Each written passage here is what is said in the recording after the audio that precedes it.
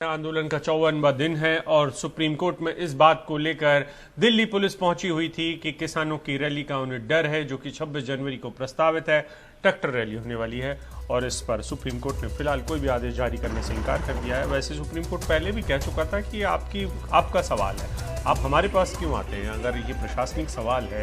Police के पास ये अधिकार है और ये उनके अख्तियार में है कि वो ये तय करें कि कोई अगर विशेष दिन है, अगर कोई भी दिन है और वो उनको शहर में आने देना चाहती हैं, किसकी परमिशन देना चाहते हैं, किसकी परमिशन नहीं देना चाहते हैं। हाँ, उसकी वक्त में ये भी कहा गया था कि प्रदर्शन किसानों का अधिकार है।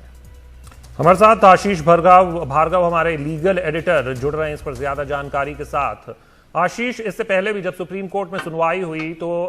पिछली बार सुप्रीम कोर्ट ने कहा था, और वो खालिस्तान वाले मुद्दे पर बातचीत चल रही थी कि अगर ऐसा कुछ होता है तो पुलिस अपनी कार्रवाई करेगी, उसमें सुप्रीम कोर्ट दखल अंदाजी नहीं करेगी। लेकिन दिल्ली पुलिस इस मामले को लेकर 26 जनवरी को ट्रैक्टर रैली को लेकर सुप्रीम कोर्ट गई और सुप्रीम कोर्ट में एक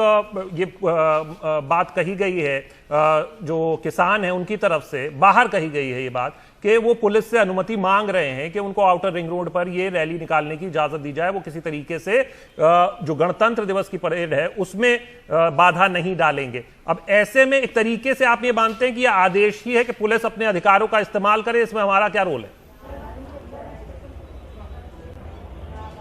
जी बिल्कुल, देखिए सुबह भी हम यही बात कर रहे थे कि सुप्रीम कोर्ट पहले भी ये कहता आया, बार बार सुप्रीम कोर्ट ने कहा, एक बार फिर आज कहा कि हम पहले भी ये कह चुके हैं कि लॉ एंड ऑर्डर जो है वो ना अदालत का काम है ना सरकार का काम है, वो पुलिस का काम है। पुलिस तय करे कि कहां पर रैली या प्रदर्शन की इजाजत दी जाएगी, अगर दी जाएगी तो कितने लोग वहां पर जाएंगे, उनकी नियम शर्तें क्या होंगी, ये तमाम पुलिस का काम है। अटॉर्नी जनरल जो केंद्र की और पुलिस की तरफ से पेश हो रहे थे वो कह रहे थे कि लाखों लोग दिल्ली की सीमाओं पर हैं, असाधारण स्थिति है, कोर्ट को कोई आदेश जारी करना चाहिए। लेकिन हम भी यही मानते हैं कि कोर्ट का ये हमेशा से रुक रहा है, शाहीन बाग में भी यही रुक था कि ये पुलिस का काम है ये तय करना। और आज भी सुप्रीम कोर्ट ने ये बोला है कि क्या अब अदालत को ये बताने की जरूरत है कि केंद्र सरकार के पास और दिल्ली पुलिस के पास पुलिस एक्ट के तहत क्या क्या शक्तियां हैं, क्या कोर्ट उनको याद दिलाए कि उनके पास क्या पावर है। तो एक तरह से इशारा किया है सुप्रीम कोर्ट ने। हालांकि बुधवार को एक बार फिर मामले की सुनवाई होगी, जिसमें कमेटी के नए गठन को लेकर भी बात होगी, लेकिन सुप्रीम कोर्ट ने एक बार साफ किया है कि ये जो सारा मामला है लॉ एंड ऑर्डर का, ये पुलिस के पास है, पुलिस अपने अधिकारों का इस्तेमाल करे। एक तरह से खुली छूट दी है सुप्रीम कोर्ट ने कि पुलिस और सरकार तय करे कि आगे क्या करना है इस मुद्दे को लेकर। जी अब आशीष, आप लगातार किसानों को लेकर जो सुनवाई चल रही है सुप्रीम कोर्ट में, उस पर नजर रख रहे हैं।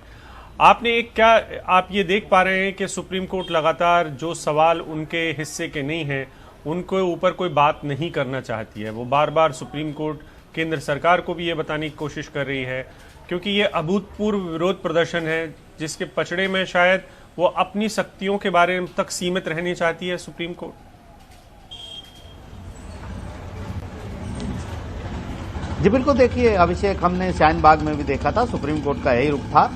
हालांकि सुप्रीम कोर्ट ने इंटरलोकुटर लगाए थे, वो लोग जाकर बात करते थे रास्ता छोड़ने के लिए, लेकिन वो लोग तैयार नहीं हुए शाहीन बाग में। तब भी दिल्ली हाई कोर्ट का सबसे पहले फैसला आया था, जिसमें दिल्ली हाई कोर्ट ने कहा था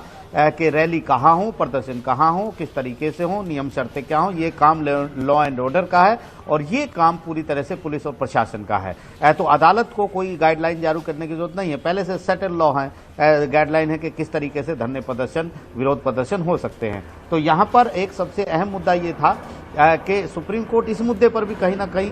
बीच का रास्ता अपनाए हुए है कि वो इसमें ज्यादा दखल नहीं देना चाहता, क्योंकि एक तरफ जनता है, जो लोग हैं जो किसी कानून के खिलाफ प्रदर्शन कर रहे हैं, तो दूसरी तरफ जो सरकार है वो अपने अधिकारों का इस्तेमाल नहीं कर रही है। क्योंकि कोर्ट ने पहले भी यही कहा था कि कहां पर धरना हो, कहां पर ना हो, कानून व्यवस्था में आप अदालतों के पास क्यों आ जाते हैं बार बार, आप खुद फैसला क्यों नहीं लेते? क्योंकि एक बहुत खतरनाक ऐसी स्थिति हो जाती है कि जहां पर देश की अदालतें ये तय करने लगे कि धरना कहां पर हो, धरने में कितने लोग शामिल हों, धरने में इजाजत अदालत दे। ये एक बहुत गंभीर मुद्दा है जहां पर सेपरेशन ऑफ पावर की बात आती है कि अदालत को इस हद तक दखल नहीं देना चाहिए कि सरकारें, प्रशासन अपना जो दायित्व है, अपनी जो ड्यूटी है, उसको निभाने से परहेज करें, गुरेज करें और सीधे कोर्ट के पास, कोर्ट की तरफ देखने लगे कि कोर्ट ही आदेश जारी करें। इसलिए अदालतें जो हैं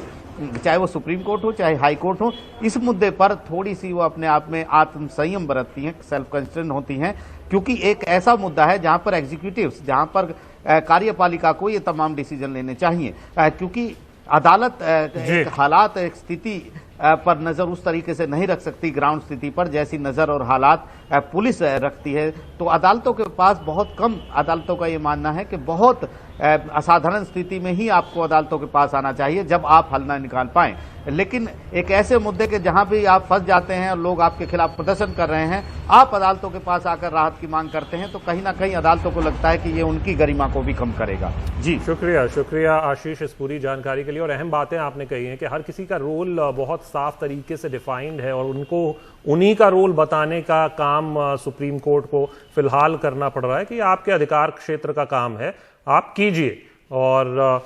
फिलहाल ये बात सुप्रीम कोर्ट में कही गई है ट्रैक्टर रैली की जो याचिका गई थी दिल्ली पुलिस की तरफ से,